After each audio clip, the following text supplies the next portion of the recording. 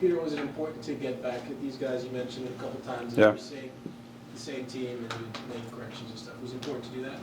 Yeah, I mean, it was good. I think we've done a pretty good job all year of playing a team that we, had recently played and not gotten the results we wanted, and coming back and putting a win in the column. So that was good to come back just a couple days later and do that.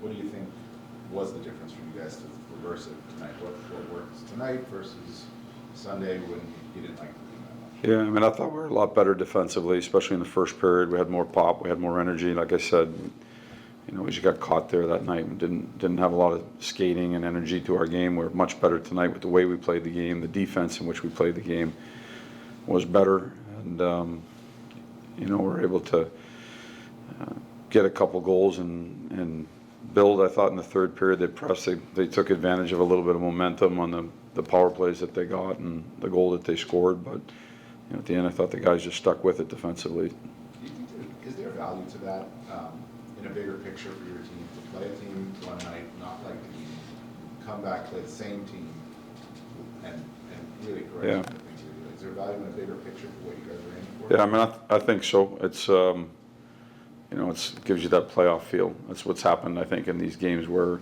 there's been 8, 9, 10 teams that we played where we didn't play a very good game and came back and did something better. I think there's something to be said for that. And when you get into a playoff series, you gotta fight back on the ones that you don't like.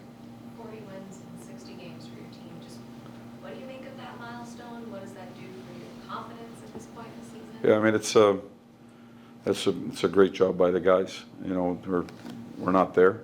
We're, I guess, 3/4 of the way there, but we still got work to do and playoffs after that. But you got to, before you can get to the last quarter and before you can get to the playoffs, you have to play some hockey that's good hockey, and I think our guys have done that.